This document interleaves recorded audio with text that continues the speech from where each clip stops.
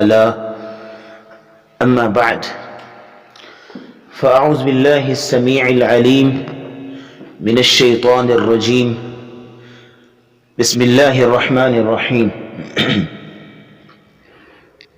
آج کیا تاریخ ہے جی؟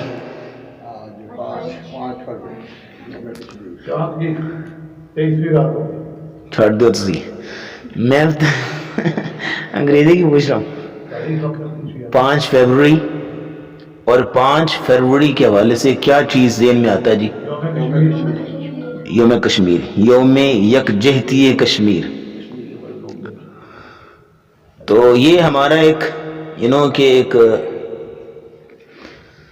ذہن ایک بن چکا ہے، ایک رواج ہے ہمارے ہاں کہ ہر چیز کے حوالے سے ہم نے ایک دن کو مختص کیا ہوا ہے. Mother day, father day, teacher day, ٹھیک ہے، اور پھر کشمیر ڈے، اور اس طرح مزدور ڈے. سر یہ کم مئی ہے، بس یہ ایک ایک دن جو ہے سال کے اندر مختص رکھے ہوئے ہیں، اور اس دن اس چیز کو بہت زیادہ پروموٹ کیا جاتا ہے، اور باقی دنوں میں تمام جو اس کے لوازمات ہوتے ہیں ان کو نظر انداز کر دیا جاتا ہے، ان کو اگنور کر دیا جاتا ہے. جبکہ اسلام ہمیں کیا کہ انسٹرکشنز دیتا ہے، کیا ہدایات دیتا ہے، اس حوالے سے کیا تعلیمات دیتا ہے. تو آج کے اس کہ مختصر درس کے اندر ہم کوئی کشمیر کی پولیٹیکل سسٹم کو نہیں ڈسکس کریں گے، جو ایک ٹاپک ہے اس کو ڈسکس کریں گے کہ یہ جو ظلم ہو رہا ہے اس کے متعلق اللہ قرآن میں کیا کہتے ہیں. آپ کو بتاتا چلوں کہ اس حوالے سے اللہ نے قرآن میں ایک پوری سورت اتار دی ہے، چھوٹی سی سورت ہے، اور اس ظلم کے حوالے سے دنیا کے اندر جو پیچھے سے چلتا آ رہا ہے اللہ نے پوری سورت اتار دی. اور ظالم اور مظلوم دونوں کو اللہ رب العزت نے اس میں کیا پیغام دینا چاہ رہے ہیں اللہ نے اس کے اندر بتایا. اس حوالے سے یہ بات بھی ساتھ بتاتا چلوں کہ یہ جو ظلم ہوتا ہے دنیا کے اندر یہ کیوں ہوتا ہے، یہ سارے آج اس کے درس میں چھوٹی موٹی باتیں ذکر کریں گے انشاءاللہ. تو سورت کا نام ہے سورت البروج، 30ویں پارے کے اندر ہے سورت البروج. اس میں اللہ رب العزت نے ظالم اور مظلوم دونوں کو اللہ رب العزت نے جو انسٹرکشنز دی ہیں ان کو فالو کرنا چاہیے. اصل میں اس سورت کے نزول کے حوالے سے آپ بات غور کیجئے.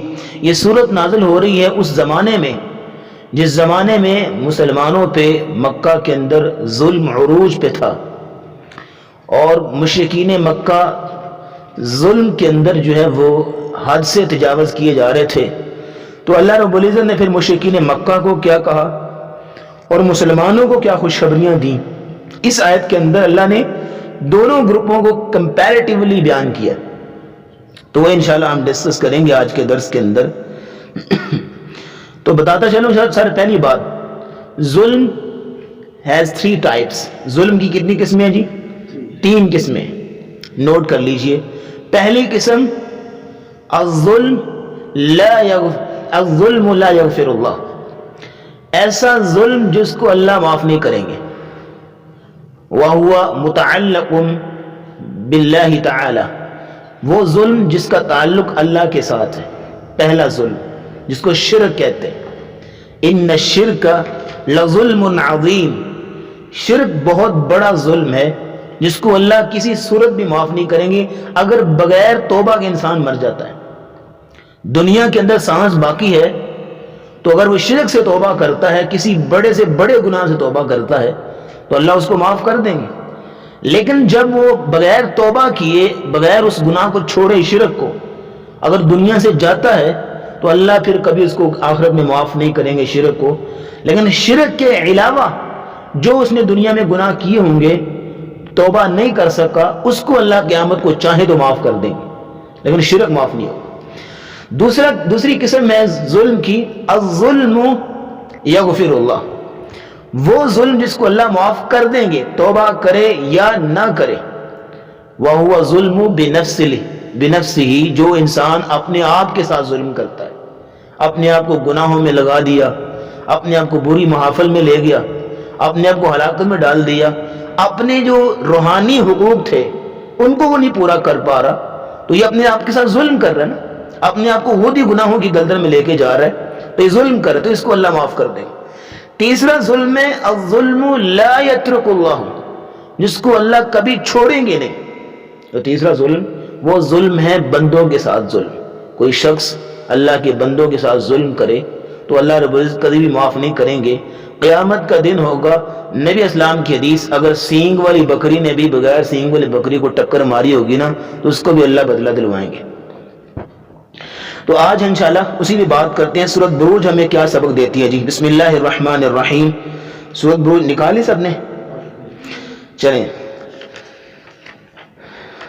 والسماء ذات البروج، اللہ رب العزت کا یہ اسلوب ہے اور انداز ہے، جیسے سورت شروع کرتے ہیں نا یا کوئی مہم بات شروع کرتے ہیں، ویسے اللہ کی ہر بات یہ اہم ہوتی ہے، لیکن جس بات پہ زیادہ زور دینا ہو اس سے پہلے قسمیں اٹھاتے ہیں، ایک قسم، دو قسم، تین قسم، چار، اللہ رب العزت قسمیں ضرور اٹھائیں گے، بلکہ علماء نے تو اس پہ کتابیں لکھ دی ہیں، اقسام القرآن، قرآن کی قسمیں، جہاں اللہ نے قسمیں اٹھائی ہیں، تو یہ بے شمار جو مقامات جہاں اللہ نے قسمیں اٹھائی، ان میں سے ایک یہ والسماء، قسم ہے آسمان کی، ذات البروج، جو برجوں والا ہے، ستاروں والا ہے، بلندیوں والا ہے، آسمان کی قسم۔ یہاں آسمان کی قسم اٹھانے کا مطلب کیا ہے؟ ان ظالموں کو اللہ رب العزت بتانا چاہ رہے جو ظلم کرتے ہیں کہ تم لوگ جو ظلم کرتے ہو یہ مت سمجھنا اللہ رب العزت جو ہے بہت بلندیوں والے ہیں، آسمانوں پہ جیسی قدرت ہے، وہ تمہاری نجی چھوٹی موٹی حکومتیں اللہ کے سامنے کسی کام کی نہیں ہیں۔ وَالسَّمَاءِ ذَاتِ الْبُرُوجِ وَالْيَوْمِ الْمَوْعُودِ، اور موعود کے دن کی قسم۔ موعود وہ دن جس کا وعدہ کیا گیا ہے، کون سا دن؟ قیامت کا دن، اس سے وعدہ کیا گیا تم ایک دن اللہ کے سامنے پیش ہوگے۔ آپ کو قرآن چاہیے؟ اچھا، وَالْيَوْمِ الْمَوْعُودِ، موعود کے دن کی قسم، یعنی قیامت کے دن کی قسم۔ اب یہ اس قسم اٹھا کے کیا اللہ رب العزت بیان کرنا چاہ رہے ہیں؟ وَالْيَوْمِ الْمَوْعُودِ، مطلب یہ ہے کہ آج تم دنیا میں جو مرضی کر لو، لیکن ایک دن موعود ہوگا، وہاں تم نے میرے پاس آنا ہے، وہاں سارے حساب کتاب ہوں گے، وہاں سارا دودھ کا دودھ اور پانی کا پانی ہوگا۔ اللہ رب العزت جب کسی جگہ پہ قسم اٹھاتے ہیں نا تو جس بات سے پہلے قسم اٹھائی جا رہی ہے اور جو قسم اٹھائی جا رہی ہے دونوں میں آپس میں بڑی مناسبت ہوتی ہے۔ وَالْيَوْمِ الْمَوْعُودِ، اور وَشَاهِدٍ وَمَشْهُودٍ، اور قسم ہے شاہد کی، حاضر ہونے والے کی، اور جس کو حاضر کیا جا رہا ہے۔ یہ قیامت کا دن ہوگا جس دن سب کو حاضر کیا جائے گا، جمع کیا جائے گا۔ مطلب یہ ہے کہ اس دن تم کسی صورت نہیں بچ نہیں پاؤ گے۔ آج اگر ظلم کرتے ہو تو اللہ خاموش ہے، تو اس کا یہ مطلب نہیں تمہیں کوئی پوچھنے والا نہیں ہے، اس دن تمہیں کوئی چھڑانے والا بھی کوئی نہیں ہوگا۔ اب اگلی بات، یہ تین قسمیں اللہ نے اٹھائی تو اس کے بعد وہ واقعہ آپ بیان کر دیا جو ایک بہت بڑا ظلم ہوا تھا دنیا تاریخ کے اندر، اس کو اللہ بیان کرنا چاہ رہے ہیں۔ قُتِلَ، ہلاک ہو جائیں، قتل ہو جائیں، اصحاب الاخدود، خندقوں والے قتل ہو جائیں، الناری، جو آگ والے تھے، ذات الوقود، جو آگ بہت بڑے ایندھن والی تھی۔ یہ اللہ رب العزت ایک واقعے کی طرف اشارہ کریں، میرے خیال میں جب تک میں واقعہ نہیں سناؤں گا بات سمجھ میں نہیں آئے گی۔ یہ واقعہ ہے صحیح مسلم کے اندر موجود ہے، مسند احمد کے اندر موجود ہے، صحیح مسلم میں حدیث 5003 ہے۔ رسول اللہ صلی اللہ علیہ وسلم نے یہ واقعہ بیان کیا۔ اب واقعہ سننے والا ہے جو واقعہ صحابہ کو بتایا گیا، کس لیے کہ آج جو تم پہ ظلم ہو رہا ہے، مکے کے اندر بہت ظلم ہو رہا ہے صحابہ پہ، آج تم پہ ظلم ہو رہا ہے، یہ ظلم آج تم پہ نہیں ہو رہا، اس سے پہلے بھی تاریخ میں بڑے ظلم ہوئے، اور ان کے ساتھ ظالموں کے ساتھ کیا ہوا، مظلوموں کو اللہ نے کیا اجر دیا، دونوں کو اللہ نے بیان کیا۔ واقعہ کچھ یوں ہے کہ رسول اللہ صلی اللہ علیہ وسلم نے بیان کیا کہ ایک جادوگر تھا جو کہ بہت بوڑھا ہو چکا تھا۔ اب اس کو یہ تھا کہ میں مر گیا تو میری تعلیمات ختم ہو جائیں گی۔ اس نے بادشاہ کو، جو بادشاہ اس کا نام لیوا تھا، اس کا فالوور تھا، اس کو کہا کہ مجھے کوئی ینگ لڑکا دو، میں اس کو اپنی تعلیمات اس کو سکھا دیتا ہوں، وہ تعلیمات ساری سیکھ لے گا تو آگے فارورڈ ہوتی رہیں گی، میں مر بھی گیا تو میری تعلیمات زندہ رہیں گی۔ اس نے ایک لڑکا دے دیا اس کو۔ اب وہ لڑکا باقاعدگی سے جادوگر کے پاس جاتا ہے اور اس سے تعلیم لیتا ہے، لیکن ایک مرتبہ اتفاق ایسے ہوا کہ اس لڑکے کا راستے میں ایک عیسائی پادری، یعنی اس وقت کا عیسائی عالم اور راہب جو تھا، ایک بہت بڑا مربی تھا، تربیت کرنے والا تھا، اس کے ساتھ ایک دن ملاقات ہوگی، اس کے ساتھ بیٹھ کے، اور راہب نے اپنی جو تربیت تھی، جو اپنی تعلیمات تھیں، اس کو سکھانا شروع کر دی۔ وہ لڑکا جادوگر سے بور ہونا شروع ہو جاتا تھا، لیکن راہب کے پاس بیٹھ کے اس کو مزہ آتا تھا۔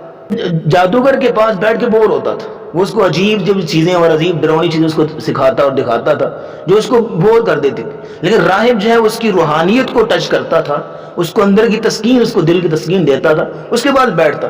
اور ہوتا یہ تھا کہ ایک چکر جاتے ہوئے وہ راہب کے پاس بیٹھتا تھا اور ایک دفعہ آتے ہوئے بیٹھتا تھا، جادوگر کے پاس بھی لیٹ پہنچتا اور اپنے گھر میں واپسی بھی لیٹ پہنچتا۔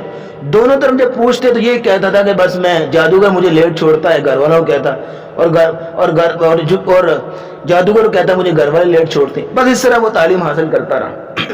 اب ہوا یوں کہ ایک دن وہ لڑکا گھر سے نکلا جادوگر کے پاس جانے کے لیے، راستے میں ایک بھیڑیا جس نے لوگوں کا راستہ بند کیا ہوا تھا وہ راستے میں کھڑا ہے۔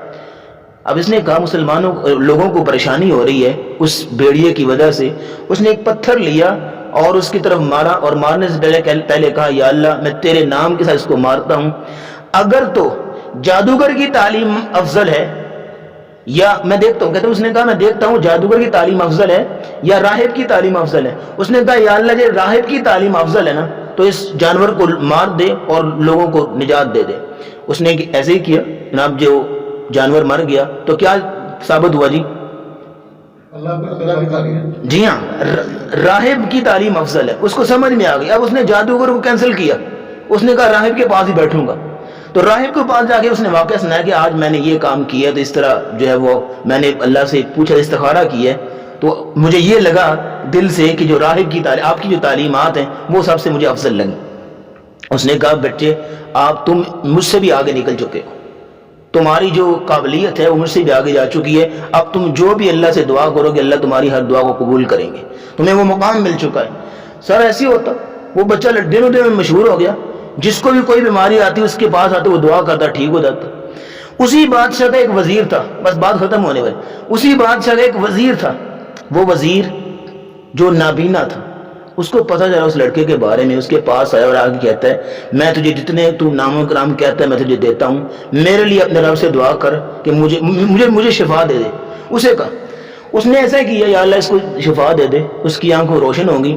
وہ وزیر جا کے بادشاہ کے پاس بیٹھا، اور بادشاہ کے پاس جب بیٹھا نا تو اس کی آنکھیں روشن ہوئی۔ کہا کیسے ہوئی؟ کہا وہ اس لڑکے نے جو ہے وہ مجھے شفا دی ہے۔ وہ لڑکے کو بلایا گیا اور اس نے کہا کہ میں نے نہیں شفا دی، میرے رب نے شفا دی، میرے اللہ نے۔ بادشاہ نے کہا کہ میرے علاوہ بھی تیرا کوئی مالک ہے؟ میرے علاوہ کون مالک ہے؟ میں سب کا مالک۔ اس نے کہا میرا وہ مالک ہے جو تیرا بھی مالک ہے، تیرے باپ دادا کا بھی مالک ہے۔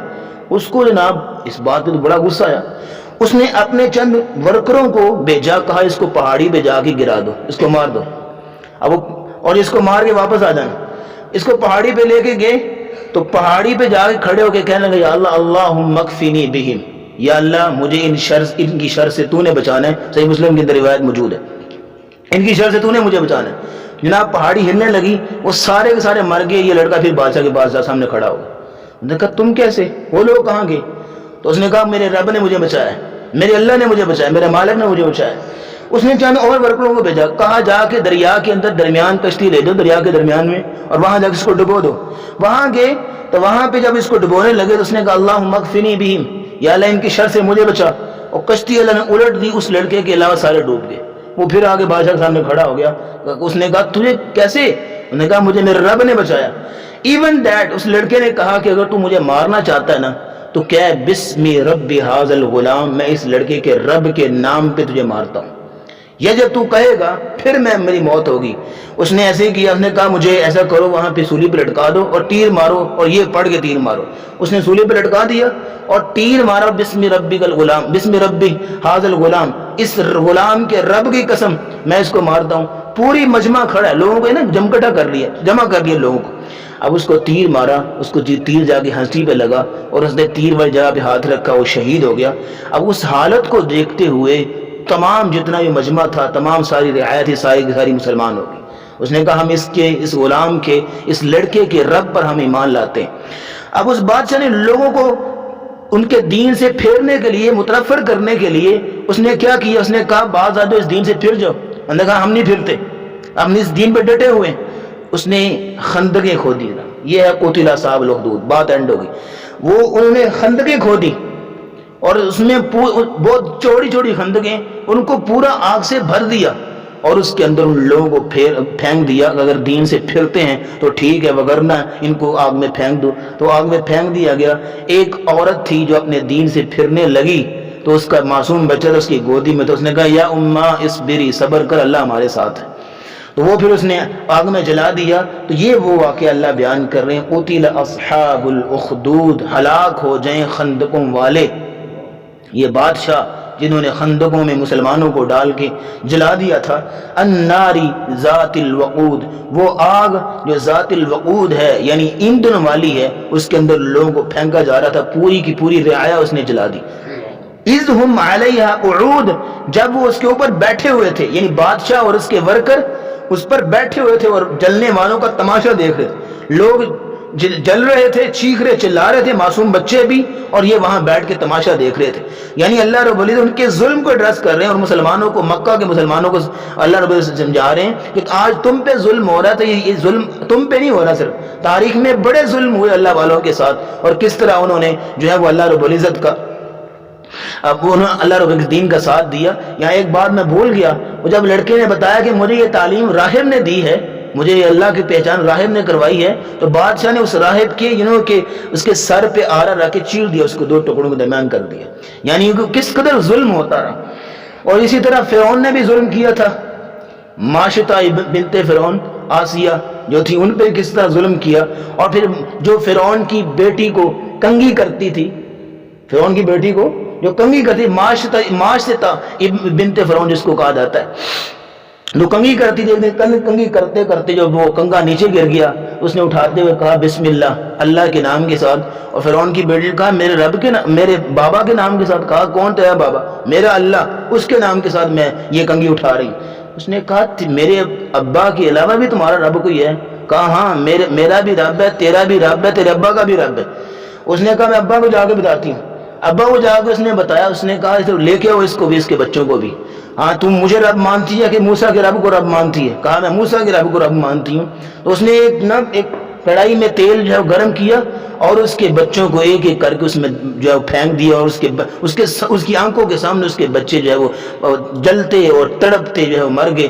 اور ایک جب اس کی گود میں جو بچہ تھا اس کو جب کھینچا گیا، 5 بجے تو اس کے چاروں کو جب جلا دیا گیا، وہ ٹھہری رہی اپنے دین پہ، روتی رہی، لیکن اللہ رب العزت پہ یقین رہا اس کو۔ لیکن جب وہ گود والا بھی اس نے کھینچا نا فرعون نے پھینکنے کے لیے، اس وقت وہ ہل گئی۔ ماں کی ممتا کب تک جب صبر کب تک جو ہے وہ ٹھہرتا ہے، وہ جب ایک دفعہ ہل گئی وہ اور وہ اپنے دین سے پھرنے لگی، تو اللہ نے اس بچے کو بھی قوت گویائی دے دی۔ اگر تم نے 4 بچوں کو اللہ کی راہ میں قربان کر دی ہے تو خود اب تمہاری باری ہے، تمہارے اس بچے کی باری۔ یا اماں اصبری، ہے میری ماں صبر کر، اللہ کی جنت ہماری منتظر ہے۔ اور رسول اللہ صلی اللہ علیہ وسلم جب معراج پہ گئے تھے، آپ کو راستے سے گزرتے ہوئے ایک جگہ پہ بڑی پیاری خوشبو آئی۔ کہا جبریل یہ خوشبو کہاں سے آ رہی ہے؟ کہا یہ معاشطہ، تو یہ بنت فرعون، اس کے بچوں کی ہڈیاں جہاں جمع کر کے دفن کی گئی، وہاں سے اللہ نے قیامت تک یہ خوشبوئیں پیدا کر دی۔ تو جو ظلم کرتے ہیں ان کے ساتھ کیا ہوتا ہے، اور جو مظلوم ہے اللہ ان کو کس قدر درجے بلند کرتا ہے۔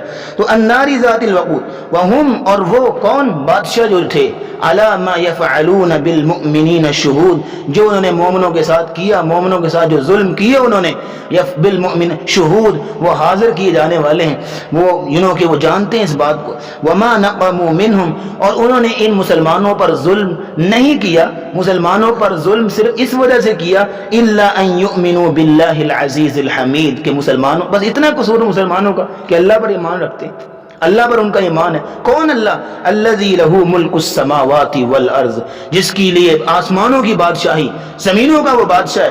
واللہ علی کل شیء شہید، اور اللہ ہر چیز کو جاننے والا ہے۔ اللہ کے پاس ہر چیز کا علم ہے.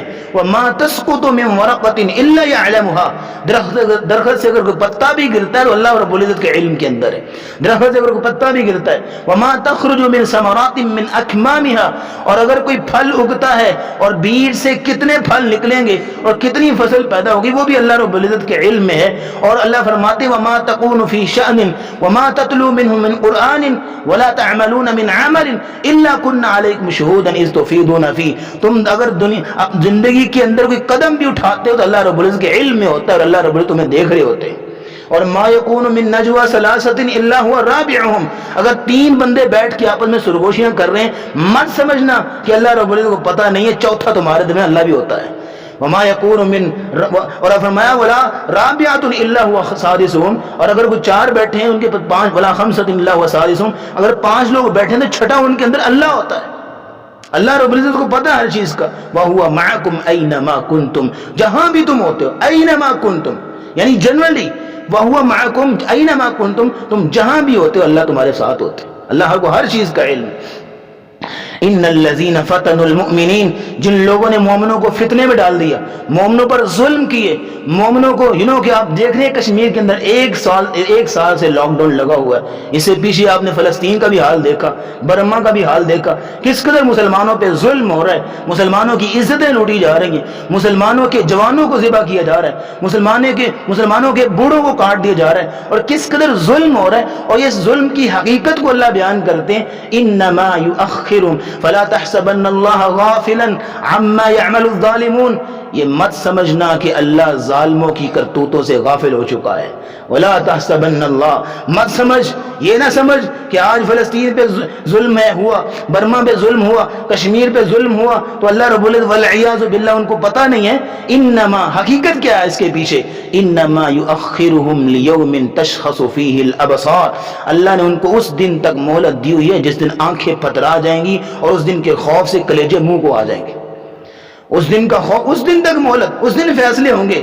ایک سینگ والی بکری اگر بغیر سینگ والی بکری کو ٹکر مارتی ہے اس کا بدلہ اگر دلوا رہے ہیں تو یہاں اتنا ظلم ہو رہا ہے وہاں اللہ اس کو ویسے چھوڑ دیں گے. آگے بیان آ گیا جی ان بطش ربک لشدید. تیرے رب کی پکڑ بڑی سخت ہے, خدا کی لاٹھی بے آواز ہے. اللہ جب کسی کو مہلت دینے پہ مہلت دیتے ہیں, جب کسی کو پکڑتے ہیں تو اس کو پھر کہیں کا چھوڑتے بھی نہیں ہیں. ان الذین فتنوا المؤمنین. جن لوگوں نے مسلمانوں کو, مومنوں کو فتنے میں ڈالا, آزمائشوں میں ڈالا, لوگوں مسلمانوں پہ ظلم کیا. والمؤمنات, مومنہ عورتوں پہ ظلم کیے, مومنہ عورتوں کی عزتیں جو وہ بے حجاب کیا ان کو آج دیکھتے ہیں آپ. جو مومنہ عورت بے حجاب کرتی ہے کس طرح اس کے خلاف انگلیاں اٹھتی ہیں. اور کئی ایسی بھی ویڈیوز آپ کو دیکھنے کو ملی ہوں گی کہ لوگوں نے مومنہ عورت راستے میں جا رہی ہے تو اس کا حجاب نوچنے کی کوشش کی. والعیاذ باللہ تعالی, اللہ مسلمانوں کی حفاظت فرمائے. تو اللہ فرماتے ہیں ثم لم یتوبوا. تم نے مسلمان پہ ظلم کیا, تم نے مومن کی عزت کو دار تار کیا. ثم لم یتوبوا, مرنے سے پہلے تم نے توبہ نہ کی. فلہم عذاب جہنم, تمہارے لیے ہی جہنم کا عذاب ہوگا. اور یہاں نقطہ سن لیجئے, جہنم کا عذاب کہہ دیا تو آگے کیوں کہا ولہم عذاب الحریق, اور ان کے لیے عذاب ہوگا حریق, جلانے والا. بھئی جہنم جلانے والی نہیں ہے, حریق کیوں کہا؟ حریق اس لیے کہا وہ اصحاب جی انہوں نے بھی جلایا تھا. دیٹس اٹ, تم نے جو کیا تمہارے ساتھ وہ ہوگا. عذاب جہنم کیا کہ بات ختم نہیں کر دی, مینشن کیا کہ تم نے اصحاب الاخدود کو تم نے جلایا تھا نا, تمہیں بھی جلایا جائے گا. مطلب کیا ہے, آج دنیا میں کوئی جس طرح مسلمانوں پہ ظلم کرے گا قیامت کو اس طرح بدلہ دینا ہوگا. وَلَهُمْ عَذَابُ الْحَرِيقِ, تمہارے لیے جلنے والا عذاب ہے. اب اس کے بعد جو مومنین ہوں گے, جو مظلوم ہیں, جنہوں نے ظلم سہے, ان کے بارے میں فرمایا ان الذین آمنوا, جو لوگ مومن ہیں, وعاملوا الصالحات, اور نیک اور صالح عمل کرتے ہیں, لہم جنات تجری من تحتها الانہار, ان کے لیے جنتیں ہوں گی, ایسی جنتیں جن کے نیچے نہریں جا رہی ہیں. اور کتنی نہریں حضرت, کون بتائے گا؟ 4 نہریں ہوں گی. سورہ محمد کی تفسیر کی آیت کی روح سے 4 نہریں, دودھ کی نہر, پانی کی نہر, شہد کی نہر, شراب کی نہر. یہ 4 نہریں توڑے کراندے بودھ کو گزری ہوں گی. گھر کے دروازے کے سامنے سے نہر گزر رہی ہوگی, آپ جائیں, مطلب آپ اس طرح, مطلب نہر گزری سر, پانی, شہد, دودھ. آج دودھ خالص ملتے ہی نہیں, کس طرح آپ کے گھر کے سامنے سے وہ پوری نہر جاری ہوگی، 4 قسم کی نہریں گھر کے سامنے سے گزر رہی ہوگی. ذالک الفوز الکبیر، یہ جملہ لکھ لیں اپنے متھے کے اوپر، ذالک الفوز الکبیر، یہ بہت بڑی کامیابی ہے. ذالک یہ والی کامیابی، ایمان لے آؤ، عمل صالح کرو، جنتوں اور نہروں کے تم مالک بن جاؤ. ذالک الفوز الکبیر، یہ بہت بڑی کامیابی. آتے ہیں یہ اختتامی آیات کی طرف. اللہ فرماتے ہیں، اب وہ پھر اللہ رب العزت جو ظالم لوگ ہیں ان کو پھر ایڈریس کر رہے ہیں. ان بطش ربک لشدید، تیرے رب کی پکڑ بڑی سخت ہے. تیرا رب جب کسی کو پکڑنے پہ آتا ہے تو پھر اس کو کہیں کا نہیں چھوڑتا. پکڑ بڑی سخت ہے اللہ کی. اگر اللہ ظالموں کو ایک وقت کے لیے مہلت دے رہا ہے اور ان کو وَيَمُدُّهُمْ فِي طُغْيَانِهِمْ يَعْمَهُونَ، ان کی سرکشی میں ان کو ڈھیل دیے جا رہا ہے، تو یہ مت سمجھ کہ اللہ والعیاذ باللہ آج کل کے ظالموں سے غافل ہو چکا ہے. جب اللہ ان کو پکڑنے پہ آئے گا تو پھر کہیں کا چھوڑے گا بھی نہیں ان کو. ان بطش ربک لشدید. اور سنو، انہ هو یبدئ ویعید، پہلے بھی اس نے پیدا کیا تھا، بعد میں وہی پیدا کرے گا. اس کی گرفت میں کوئی ایک بندہ بھی دنیا کے اندر چیلنج کرے کہ وہ دنیا کے اس کونے کسی کونے میں جا سکتا ہے جہاں پہ اللہ رب العزت کی پکڑ نہ ہو؟ کہاں جا سکتا ہے؟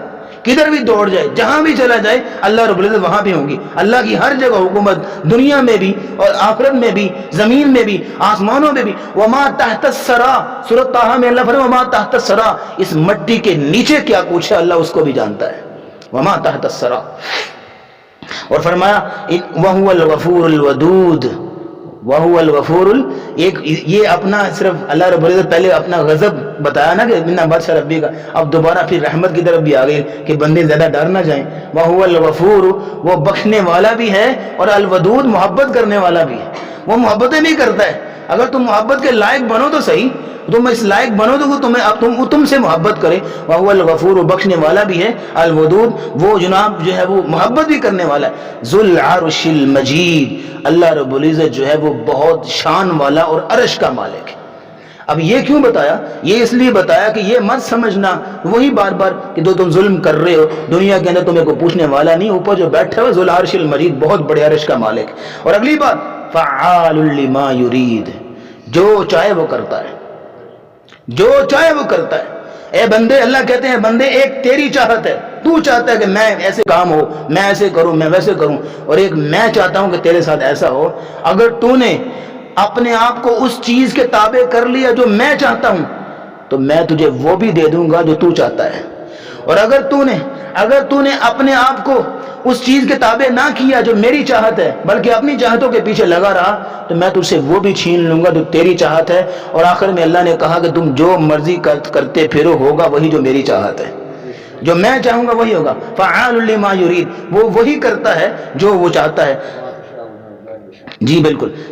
حل اتاک حدیث الجنود، اور آخر میں اللہ نے ایک تھوڑی سی جھلک پچھلی قوموں کی بھی دے دی کہ انہوں نے جو ظلم کیا تھا اللہ کے بندوں کے ساتھ، تو پھر ان کے ساتھ کیا ہوا تھا. حل اتاک حدیث الجنود، کیا آپ کے پاس خبر نہیں پہنچی لشکروں کی؟ کون؟ فرعون و سمود، فرعونیوں کی اور سمودیوں کی. یہ فرعونیوں نے کس طرح ظلم کیے تھے بنی اسرائیل کے اوپر، تو اللہ نے کس طرح ان کو غرق کیا تھا. اور سمودیوں کا قصہ اللہ رب العزت کس طرح ان کو ہلاک کیا تھا.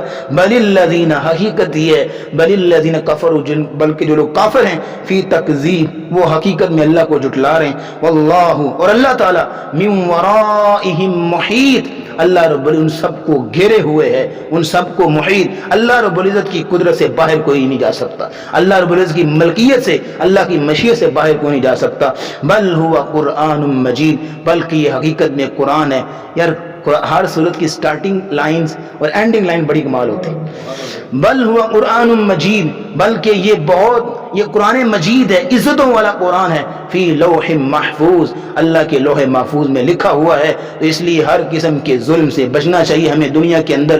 رسول اللہ صلی اللہ علیہ وسلم نے فرمایا اتقی دعوت المظلوم، مظلوم کی بد دعا سے بچو.